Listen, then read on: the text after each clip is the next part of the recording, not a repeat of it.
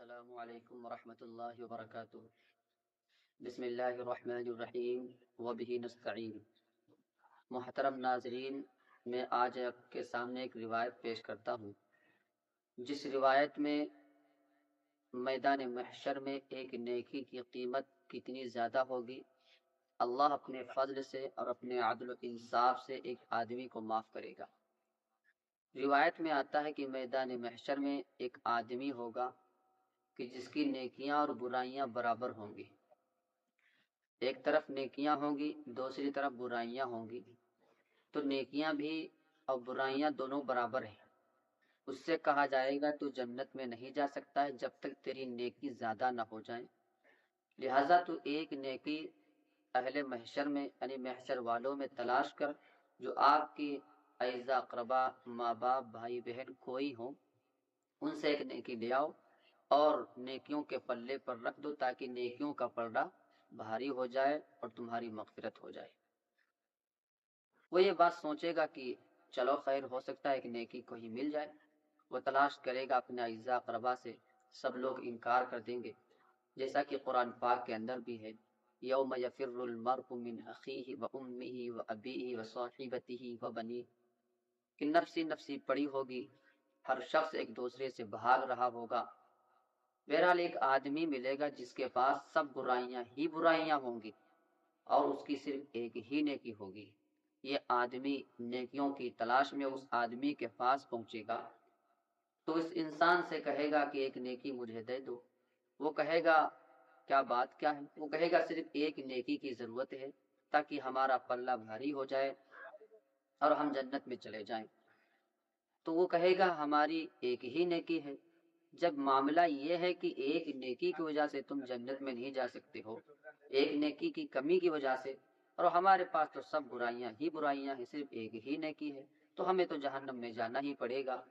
چلو خیر، ہم جائیں گے، کوئی بات نہیں، لیکن کم سے کم آپ کا تو کام چل جائے۔ اس کے دل میں رحم آئے گا اور اپنی ایک وہ نیکی اس انسان کو دے دے گا کہ چلو خیر، آپ کا کام چلے گا۔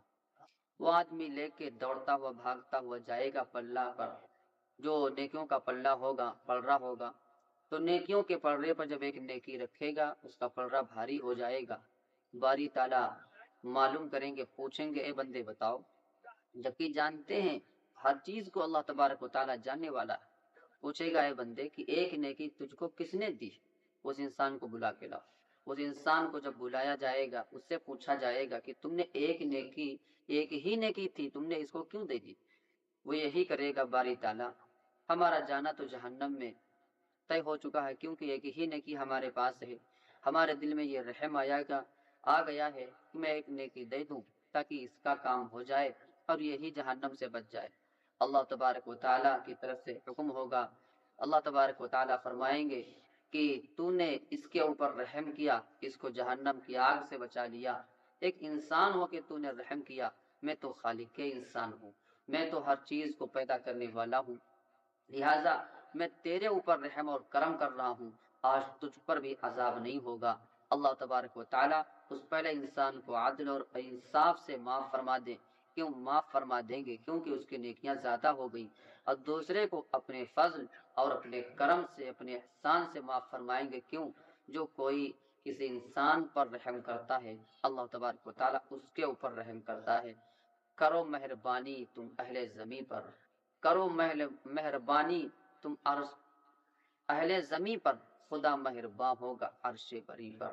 لہٰذا میدان محشر میں ایک نیکی کی قیمت کتنی زیادہ ہوگی، نیکی کی تلاش میں نفسی نفسی پڑی ہوگی، لہٰذا ہمیں چاہیے کوئی ایک بھی نیکی اس کو حقیر نہ سمجھے، جو بھی موقع ہو، ایک مرتبہ سبحان اللہ کہنے کا موقع ہو سبحان اللہ کہیں، جو بھی موقع ہو اللہ کی یاد میں گزاریں، تاکہ میدان محشر میں اللہ کے سامنے شرمندگی نہ ہو۔